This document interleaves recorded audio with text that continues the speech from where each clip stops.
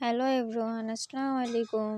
আজকে তৈরি করে দেখাবো ব্রেড ক্রাম্বস। ভাজা পোড়া যে কোনো খাবারের মধ্যে কিন্তু এই ব্রেড ক্রাম্বসটা দিলে মজা দ্বিগুণ হয়ে যায়। আর এই ব্রেড ক্রাম্বস যদি বাসায় এত সহজে বানিয়ে নিতে পারেন তাহলে তো কোনো কথাই নেই। তাহলে চলুন রেসিপি দেখি। প্রথমেই লাগবে আমাদের এক ব্রেড। এখানে আমি 25 টাকা দামের ছোট একটি ব্রেডের প্যাকেট নিয়েছি। এই পুরো একটা প্যাকেট দিয়ে আমি ব্রেড ক্রাম্বস বানিয়ে দেখাবো।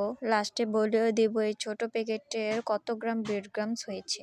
ব্লেন্ডারের জারে ছোট ছোট করে রুটিগুলি ছিঁড়ে দিয়ে দিচ্ছি। ছোট ছোট করে দিলে ব্লেন্ড করতে সুবিধা হবে। আমি যেহেতু আমার ব্লেন্ডারের ছোট জারটা নিয়েছি, দুইবারে দিয়ে মিশিয়ে ব্লেন্ড করে নেব।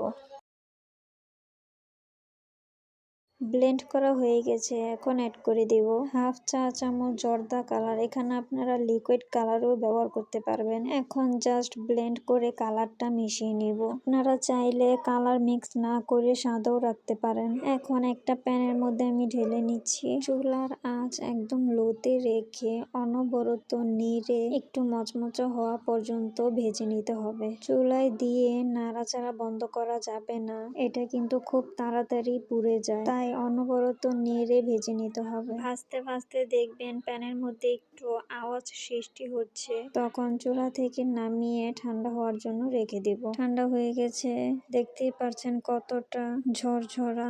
এইভাবেই আপনারা এয়ারটাইট বক্সে ভরে রেখে 2 মাস সংরক্ষণ করতে পারবেন।